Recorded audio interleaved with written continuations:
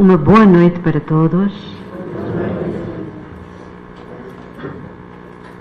Que as bênçãos de Jesus, o excelso amigo das nossas vidas, nos envolva na sua doce paz, nos irmane no seu terno amor e nos dulcifique com as vibrações da luz, a fim de que aproveitemos a caminhada com a força, com a determinação, com a coragem, não somente nas horas mais facilitadoras, mas nos momentos de teste, de dificuldade, por vezes de dor, de solidão, de dúvida. E abençoemos o dia de hoje pela dádiva de podermos trazer um tema que nos é tão querido e grato no seio da doutrina espírita, o codificador do espiritismo. Então propunhamos, mesmo depois das belas canções entoadas que prepararam com carinho, ternura e as melodias elevadas, nós sabemos que a música está já em sintonia com as orações mais puras e elevadas, emanando irradiações vibratórias tenuíssimas que auxiliam também a espiritualidade maior, que o trabalho decorra dentro dos objetivos propostos, acima de tudo, por eles. Então propomos trazer um vídeo que traz uma canção dedicada ao codificador e que suscita beleza e permite-nos introduzir o tema.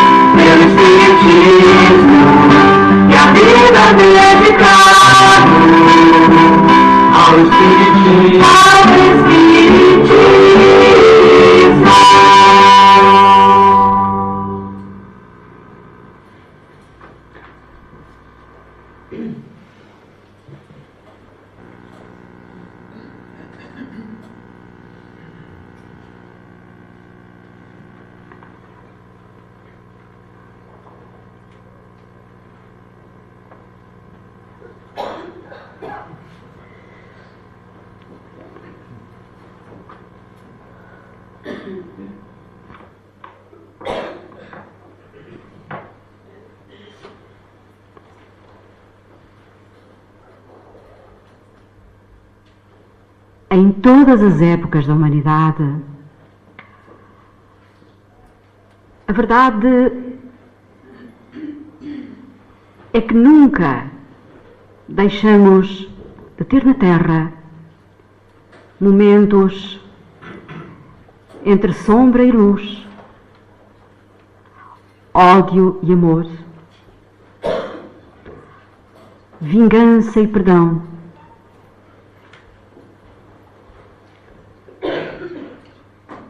teste e superação, egoísmo e fraternidade.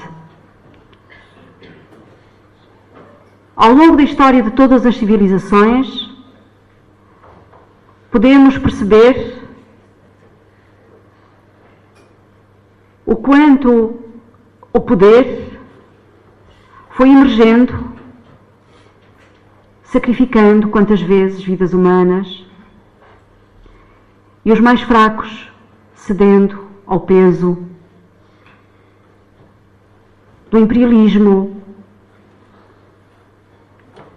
da força, ou seja, foram sempre tempos em que houve necessidade da espiritualidade maior encontrar caminhos a fim de trazer revelações adequadas ao estágio evolutivo da humanidade e, por conseguinte, do planeta terreno. Então,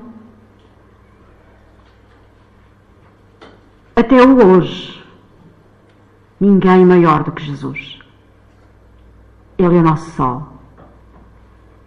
Mas se Ele é o nosso sol, Kardec é o nosso farol. E podemos recordar um momento sublime antes do reencarne deste espírito de escola, onde nas esferas mais elevadas, nos patamares vibracionais gloriosos, junto dos mundos crísticos, se reuniam espíritos de elevada envergadura, a fim de, sob as diretrizes de Jesus, o governador espiritual da Terra, decidirem um novo rumo após os momentos propícios, quer a nível político, social, cultural, onde os alvores do iluminismo predominavam no século XIX e, por certo, facilitariam a tarefa do ínclito codificador da doutrina espírita, onde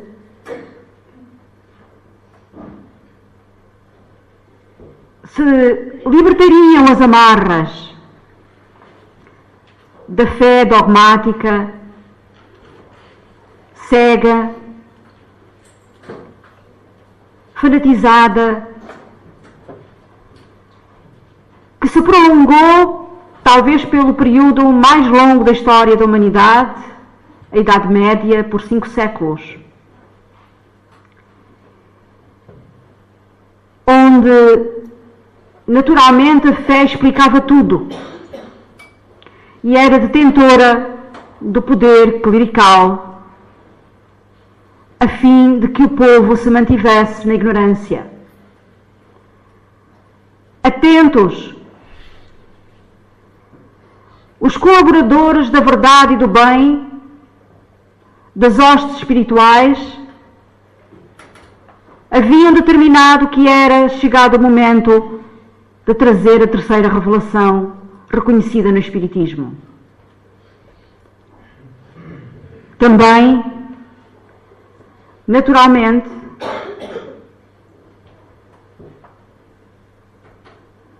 que a 14 de julho de 1789 destrona-se o absolutismo monárquico, onde o rei era a figura divina detentora do saber e do poder, a quem se devia obedecer cegamente. Daí que os ideais, com a Revolução Francesa, de liberdade, igualdade e fraternidade, abriam campo de ação para a nova ordem universal que se impunha na Terra, nos tempos perdidos por Jesus.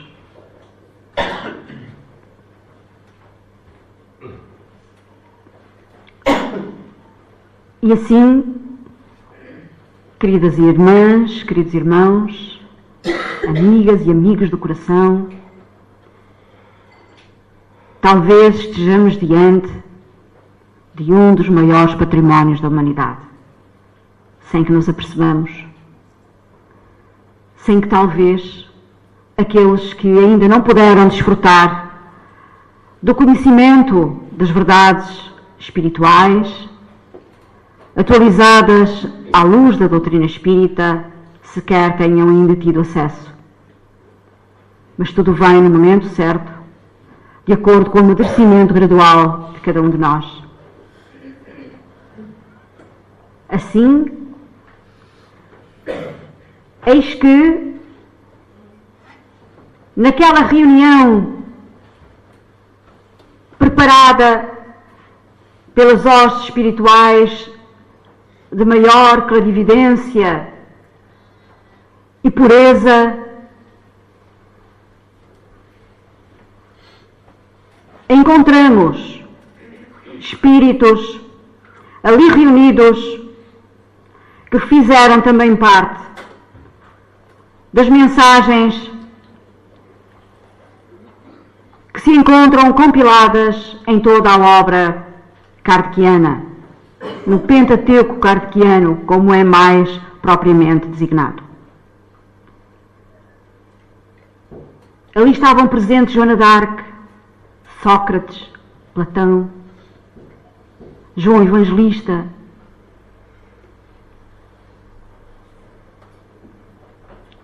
igualmente também Cáritas, São Vicente de Paulo, Fénelon, o grande historiador e escritor francês, que defendia ideais novos no âmbito da educação e da liberdade. Santo Agostinho.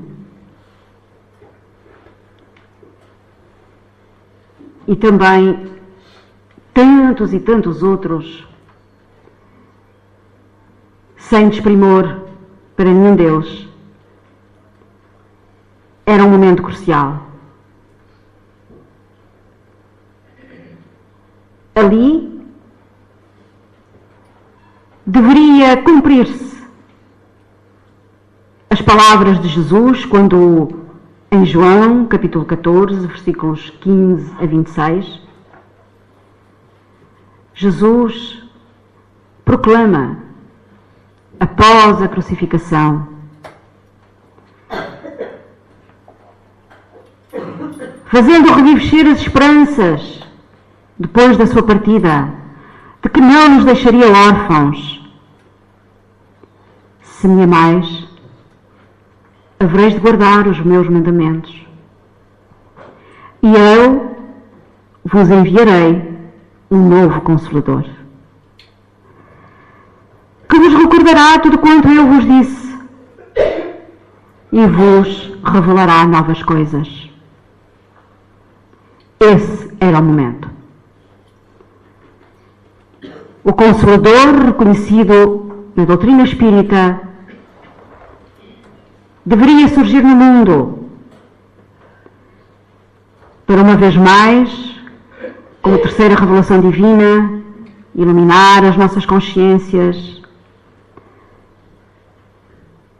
permitir que nos conhecêssemos melhor e promover o avanço intelectual e moral da humanidade. Para tanto, já se encontravam na Terra alguns espíritos igualmente evoluídos, de grande porte e quilate, moral, de inteligência superior. Recordamos o emérito mestre de Kardec, Pestalozzi, Darwin, o naturalista inglês da evolução das espécies, que tão bem nos pôde fazer compreender a nossa natureza ancestral, desde a vida como princípio rudimentar até se tornar em princípio inteligente e detentor de consciência, passando pelos diferentes reinos da natureza, onde tudo evolui e progride naturalmente, segundo as leis do Criador. Alguns outros, como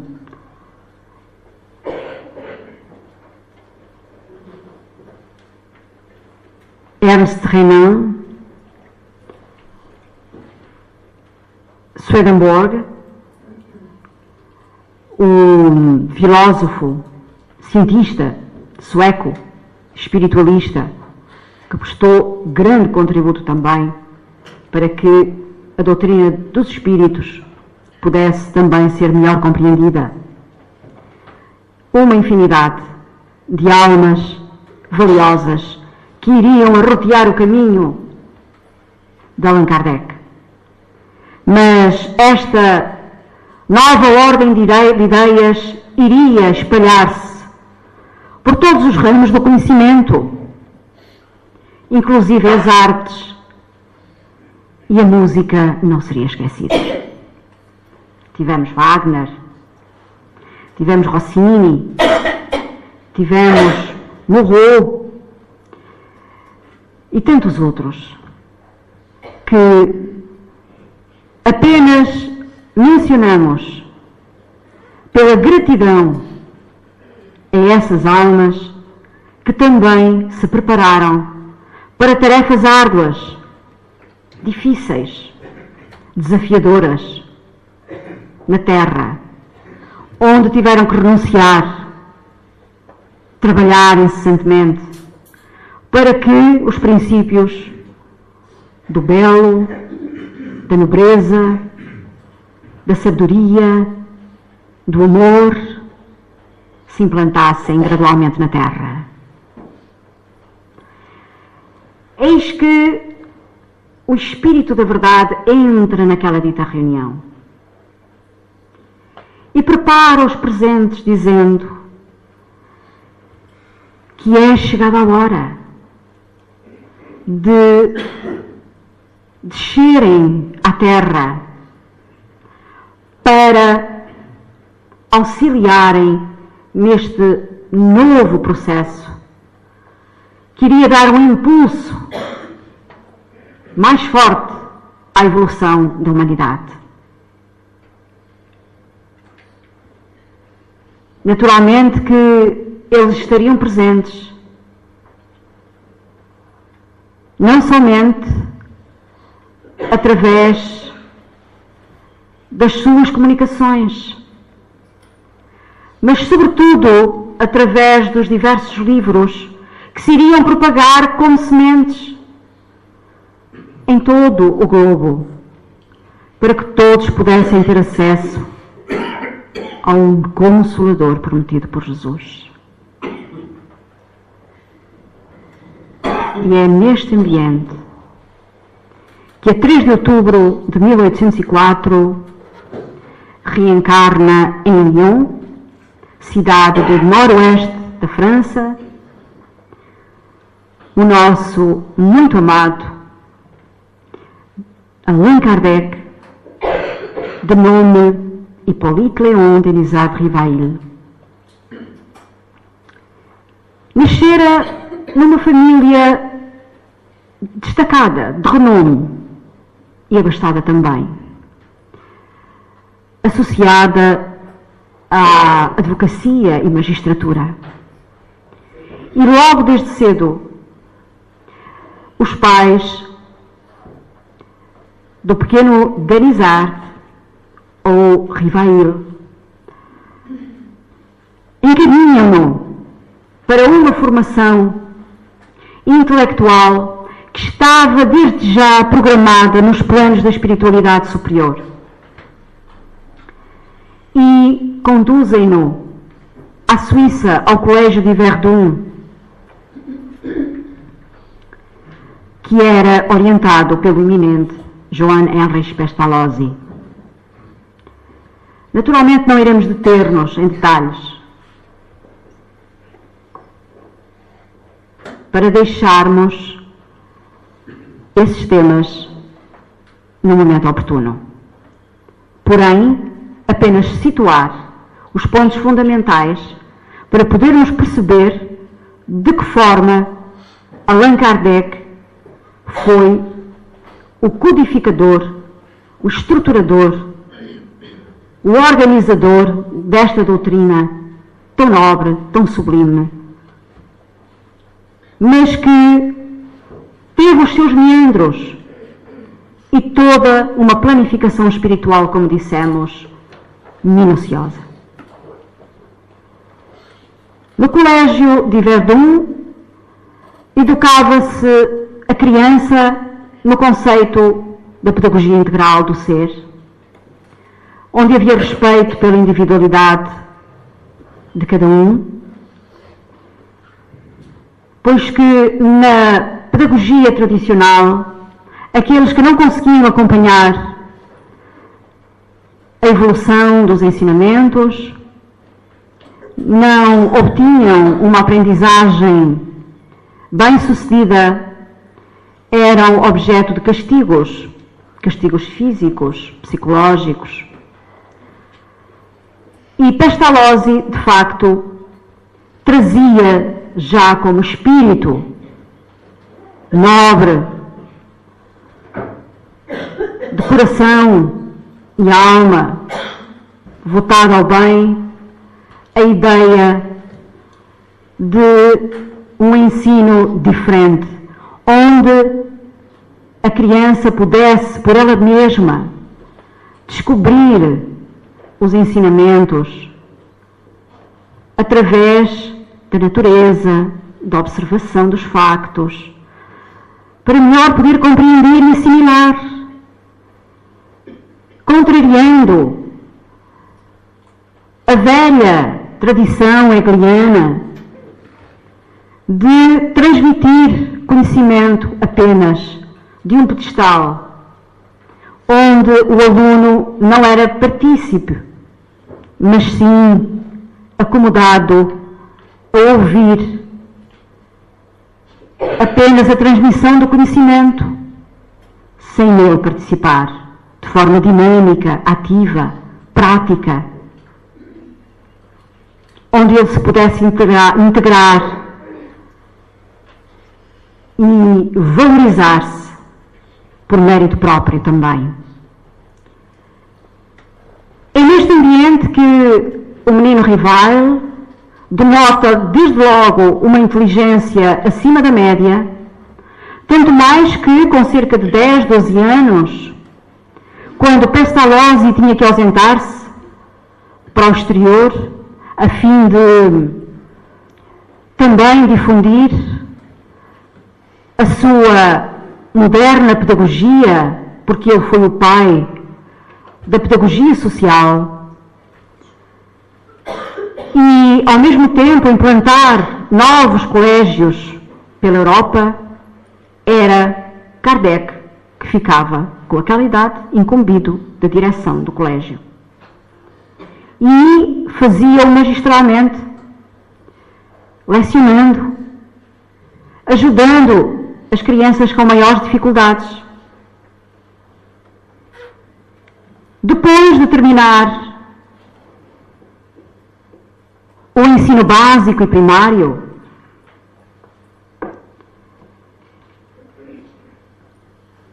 Allan Kardec regressa a Paris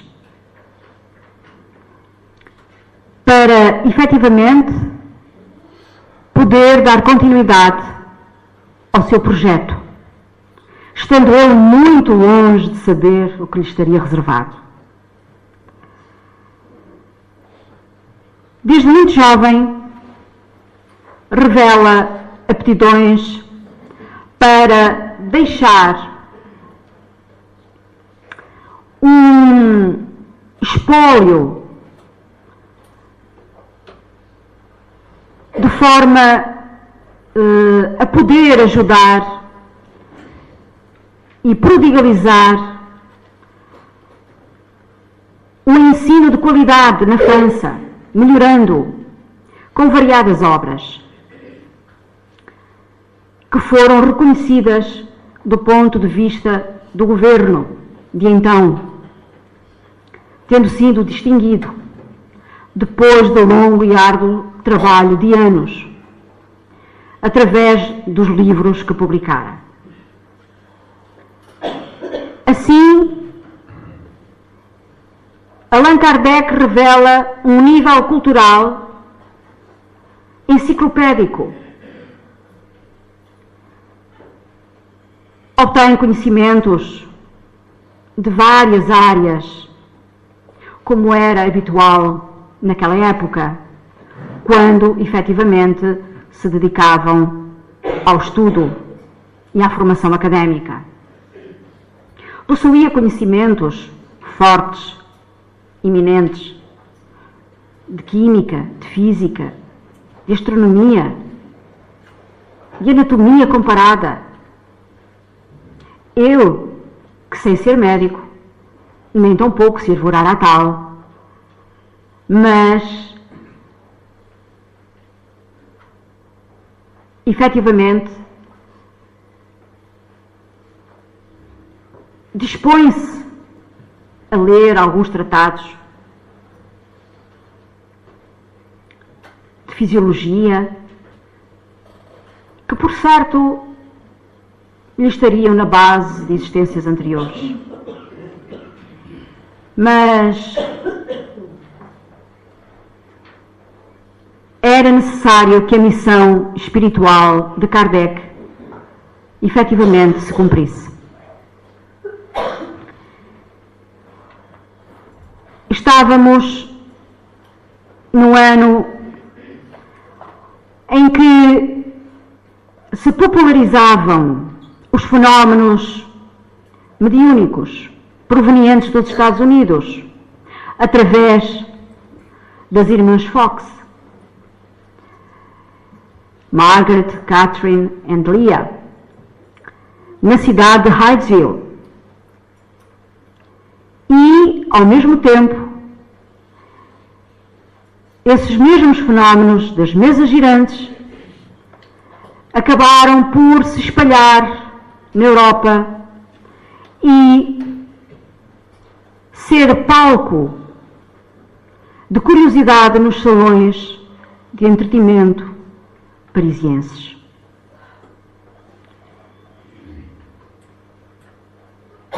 Allan Kardec estava no ano de 1854, com 50 anos. Vejamos que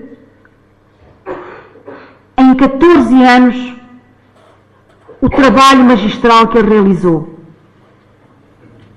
só para espíritos verdadeiramente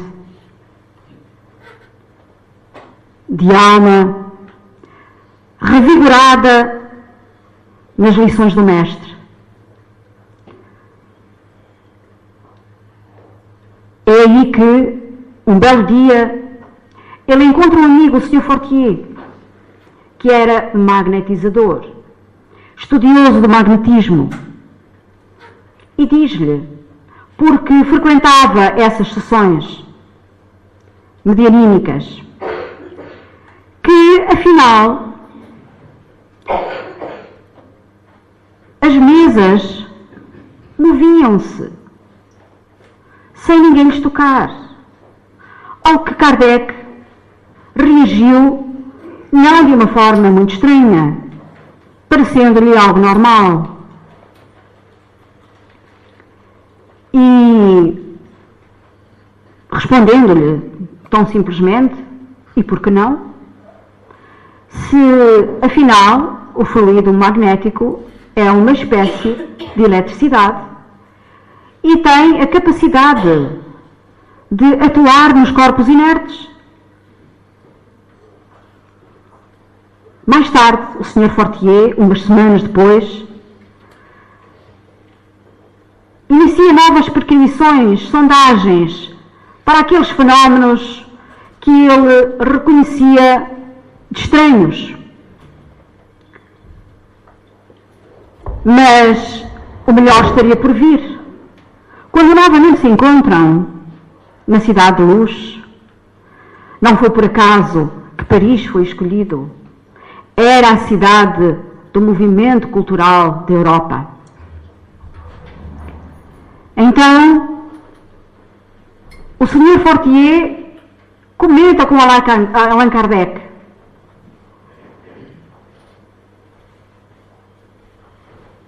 acontece que veio de existir um fenómeno completamente novo, extraordinário. Agora, as mesas não somente se movem, mas falam, comunicam,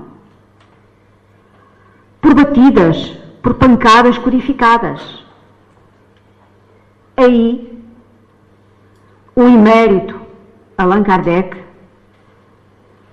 demonstrou-se reticente,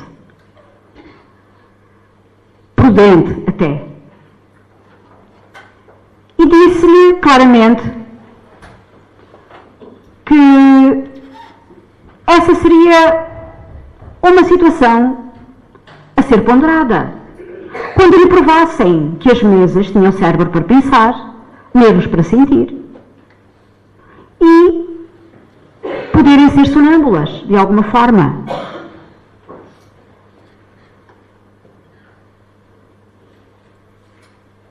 Algum tempo depois,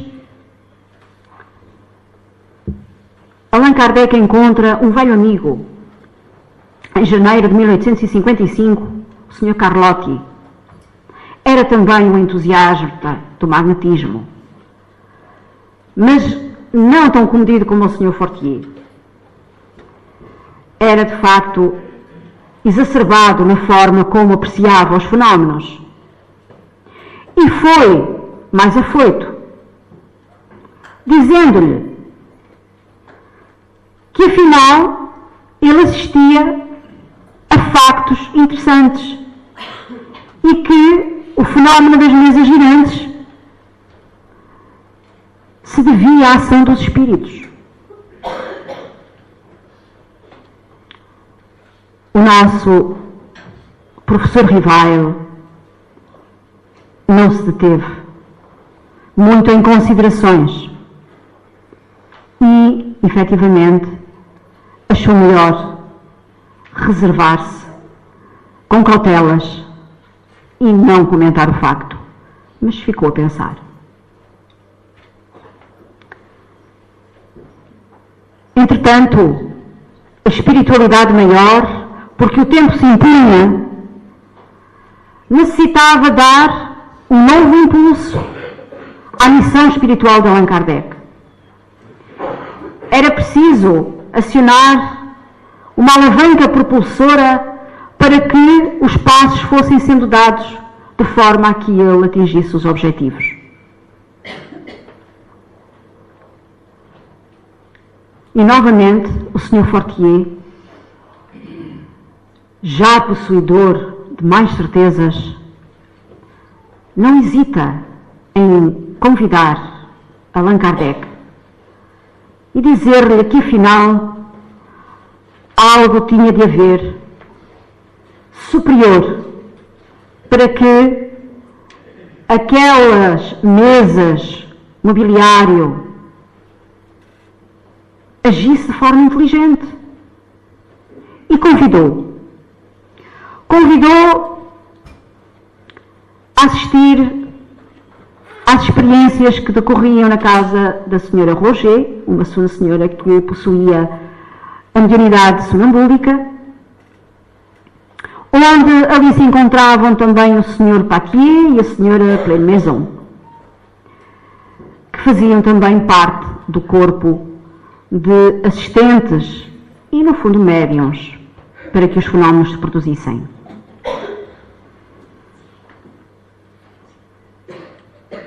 Eles foram tão categóricos na defesa dos princípios que defendiam que, logo depois, os passos avançavam aceleradamente para que a missão não se detivesse. O Sr. Fortier, novamente, convidou Allan Kardec a participar de umas sessões experimentais na casa do Sr. Baudin e da sua família. Ele possuía duas jovens filhas, Julie e Caroline, de 14 e 16 anos, respectivamente. E eram elas mesmas que, com o seu ectoplasma, faziam com que uma cesta com uma prancheta dentro dela e um lápis suspenso num dos cantos, não só naquelas reuniões singelas, como dissemos, de teste, respondiam às questões formuladas no idioma que era proposto, mas também tinham a característica peculiar de responder àqueles que na assistência não tinham a coragem de colocar as suas perguntas e o faziam somente pelo pensamento. Kardec aí não teve dúvidas. Estava diante do facto de uma nova lei. De uma lei que deveria ser natural e que ele necessitava estudar bem a fundo. E a isso se decidiu. Então reformulou aquelas sessões. Propôs que elas fossem de um cariz mais elevado. E começou, efetivamente, a reunir-se em dia próprio com a família Baudin, colocando perguntas aos espíritos sobre temas da filosofia, da psicologia, da natureza dos espíritos e das relações com o mundo físico, iniciando-se assim já a compilação daquele que viria a ser o primeiro livro da Revelação.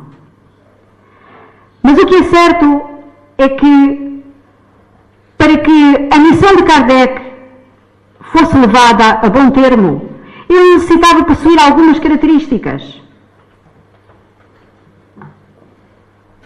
Aqui temos a França, Paris, e Allan Kardec no Colégio de Verdun, jovem, com 24 anos, na altura em que ele lecionava e escrevia as suas obras no liceu, lecionava no Liceu Polimático de Paris.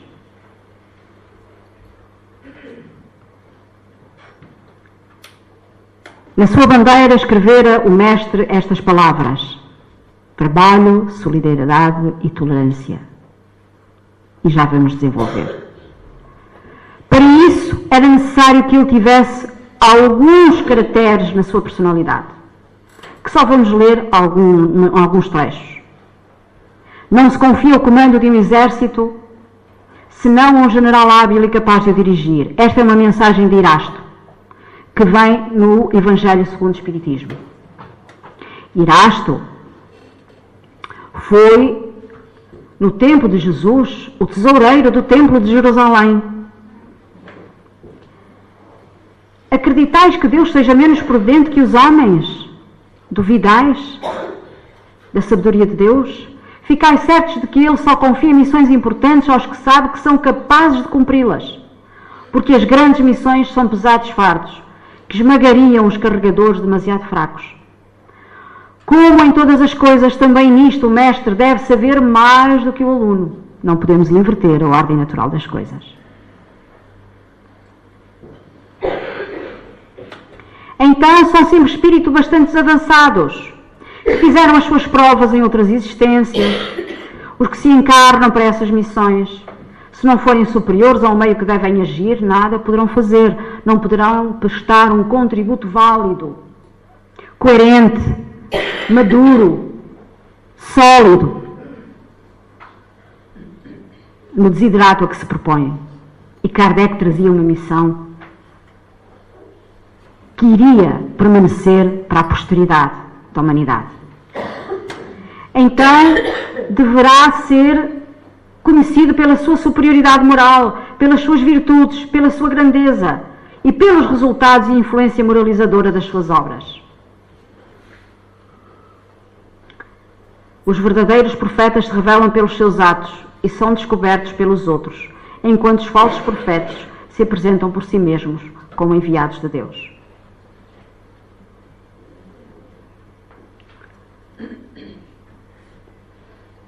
Allan Kardec, depois de obter as respostas dos espíritos naquelas aparentes singelas sessões, naturalmente que espírito crítico,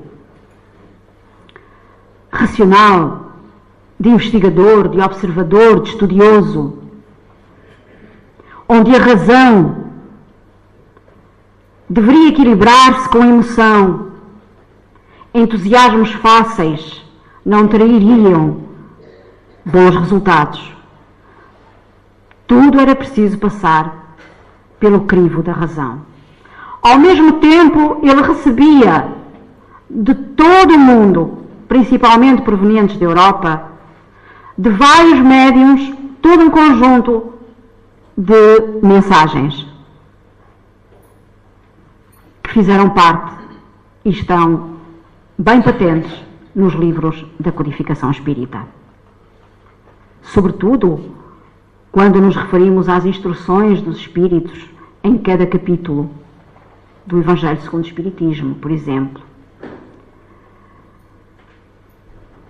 Mas o que é certo é que Allan Kardec utilizou um método que só podia ser dele próprio, um método científico para validar as comunicações. Ele colocava as suas perguntas, ou seja, os seus problemas, as situações que desejava ver esclarecidas. E aí recebia as respostas que validava, colocando ele próprio as possíveis hipóteses nas perguntas que formulava.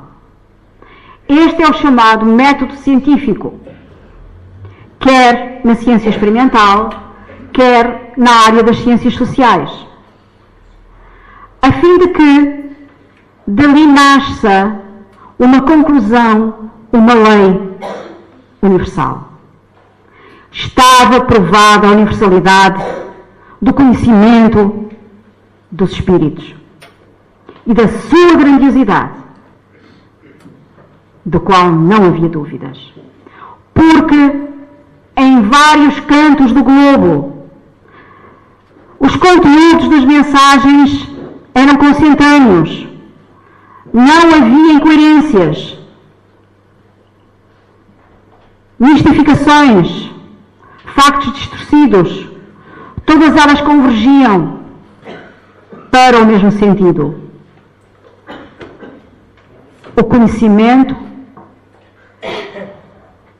do princípio espiritual e das relações que estabelece com o o mundo corporal ou com a matéria. A verdade é que a sua missão foi tão extraordinária que foi confirmada a 7 de maio de 1856 pelo emérito médico alemão Hahnemann. E quando ele, numa das sessões, deseja conhecer algo acerca do seu guia espiritual, ele se manifesta assim. Mas, já passado bastante tempo depois de iniciados os primeiros esforços e as iniciadas tentativas, experiências, a fim de que a espiritualidade maior pudesse ir avaliando da persistência, da tenacidade, da vontade de levar por diante todo este trabalho que os espíritos do bem e da luz haviam definido para a humanidade. E a verdade, queridas irmãs, queridos irmãos, de ideal, é que é, de facto, a 18 de abril de 1857 que nasce o início de uma nova era para a humanidade. A era espírita, ou a era do espírito, com o lançamento do Livro dos Espíritos na sua primeira edição, da qual trouxemos aqui uma pequena amostra. Ele traz os princípios da doutrina espírita, fala-nos sobre a imortalidade da alma, sobre as relações com a humanidade, com o mundo físico, sobre as leis morais da vida,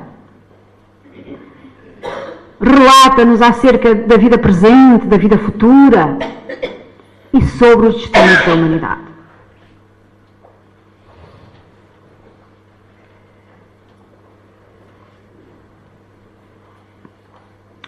Trouxemos apenas para ficarmos um pouquinho mais bem elucidados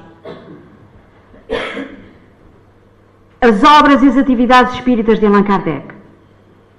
Mas antes, gostaríamos de dizer que a tarefa, segundo os espíritos lhe disseram, não lhe seria fácil. Iria ter muitos escolhos. 1 de janeiro de 1858. Lançamento da Revista Espírita, primeira edição.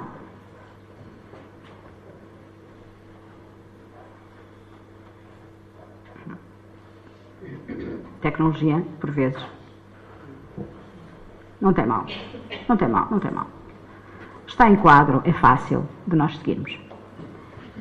A 1 de abril de 1858, funda a Sociedade Parisiense de Estudos Espíritas, que visava orientar o movimento espírita mesmo para além da França. Em julho de 1859, lança a primeira edição do livro O que é o Espiritismo, o seu conceito, o seu significado. Em setembro de 1860, enceta a viagem doutrinária à sua terra natal, na companhia da sua esposa, com quem casara a 6 de fevereiro de 1832, Amélie Gabrielle Boudet, uma senhora professora, escritora, o que para a sociedade de então, de facto, era muito raro que uma mulher tivesse acesso ao ensino e ao conhecimento. Encontraram afinidades e, de facto, Allan Kardec era o parceiro ideal e ela, o bordão amigo, a companhia amorosa para o acompanhar ao longo dos seus 64 anos de vida, sobretudo ao longo do tempo do período de 14 anos em que mais presentemente se destacou pelo trabalho com os espíritos. Em 15 de janeiro de 1861, lança o Livro dos Médiuns, livro fundamental também para o conhecimento da ciência experimental de observação dos fenómenos espíritas. Fala-nos sobre os diversos géneros das comunicações, o desenvolvimento da mediunidade, os seus benefícios, riscos e escolhos, quando nos propomos a trabalhar com esta ferramenta extraordinária de evolução. Setembro de 1861, em 7 semanas, em 7 viagem a 20 cidades e preside a 50 reuniões. 9 de outubro de 1861, acontece o Auto de Fé de Barcelona, em que ele envia 300 livros, inclusivamente também o Livro dos Espíritos, para o seu editor e livreiro, La Chatre. Mas a encomenda é confiscada. E então, de facto, conhece a fogueira na praça pública onde eram condenados os criminosos. Mas se, de alguma forma, julgavam deter a marcha inquestionável, inquebrantável da doutrina dos espíritos, não o conseguiram, porque este auto de fé trouxe ainda mais aguçado o espírito de conhecimento das obras. 29 de abril de 1864, o Evangelho segundo o Espiritismo traz-nos a moral cristã e a explicação das máximas de Jesus e da sua concordância com a vida cotidiana do dia-a-dia. 1 de agosto de 1865, o céu e o inferno, que é a justiça divina, segundo o Espiritismo, o tema central. Contém comunicações mediúnicas recebidas do mundo inteiro, refutando o dogma das penas eternas. A 6 de janeiro de 1868, o lançamento da primeira edição da Gênese, que nos fala sobre os milagres e as predições futuras segundo o Espiritismo. Aborda a Gênese bíblica sobre o universo, a formação geológica da Terra e outros temas de interesse geral. Sobretudo no campo da ciência. Em janeiro de 1890, depois do seu desencarne, a 31 de março de 1869, lançam-se o livro As Obras Póstumas, que trata da compilação dos escritos do codificador após o seu desencarne. A sua missão conheceu as mais duras provas, sofreu perdas e abalos económicos totais. Não foi por uma nem duas vezes que ele teve de recomeçar a sua vida do zero. Então, fortaleçamos-nos no seu exemplo. Em nenhum momento ele titubeou, ele fraquejou, ele evitou, disse, basta. Não. Encorajado pela força dinâmica da espiritualidade superior, ele seguiu em frente. Estava perfeitamente consciente de que tinha que levar a sua tarefa por diante, porque ela iria revolucionar o mundo e as suas obras seriam talvez um dos maiores patrimónios mais importantes para a humanidade de todos nós, porque trata da nossa essência, de quem somos, de onde vimos, porque estamos na Terra, porque sofremos, para onde iremos um dia depois da morte. É o nosso património espiritual, porque o material esse irá ficar confinado na Terra. Então, queridos amigos e irmãos, fortaleçamos-nos, façamos das nossas casas espíritas ninhos de amor, tetos de compreensão, agasalhos de esperança, focos de luz e de tolerância. Como Allan Kardec nos propôs, as opiniões divergentes são riqueza e património dos livres pensadores, dos ideais de trabalho, solidariedade, fraternidade. Esta era a sua bandeira. Por mais duras que estejam a ser as nossas lutas na terra, que as lágrimas escorram quantas vezes na solidão e ocultas, que não sejamos compreendidos, mesmo quantas vezes no seio daqueles em que mais amamos, que sejamos rejeitados, mesmo nas horas em que necessitamos de maior aconchego, de um abraço amigo, quando as forças parecem fraquejar. Saibamos que Jesus é o sol das nossas vidas e recordemos, como iniciamos, que Kardec é o farol da humanidade e hoje lhe prestamos tributo, sentido, sincero, de profunda gratidão, que jamais, por certo, iremos retribuir, mas que Ele seja o nosso inspirador maior e que venha até nós com a sua falange de luz, de amor e de amparo, fortalecer as fibras da nossa alma, robustecer as correntes energéticas, a fim de que os espíritos contrários ao bem sejam dissuadidos com o amor do Evangelho que liberta e cura para sempre. Então, Kardec, mestre rival, obrigada, infinitamente obrigada, seu nosso purificador, hoje e sempre, e conosco eternamente, em nome de Jesus Cristo. Muita,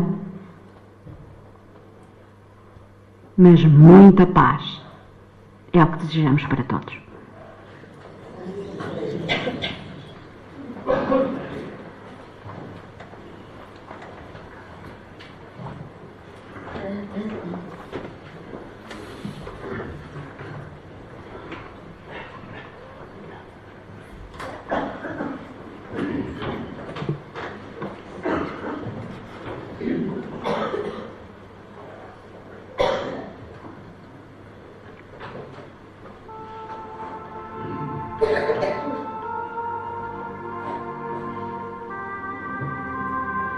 Querido amigo Jesus,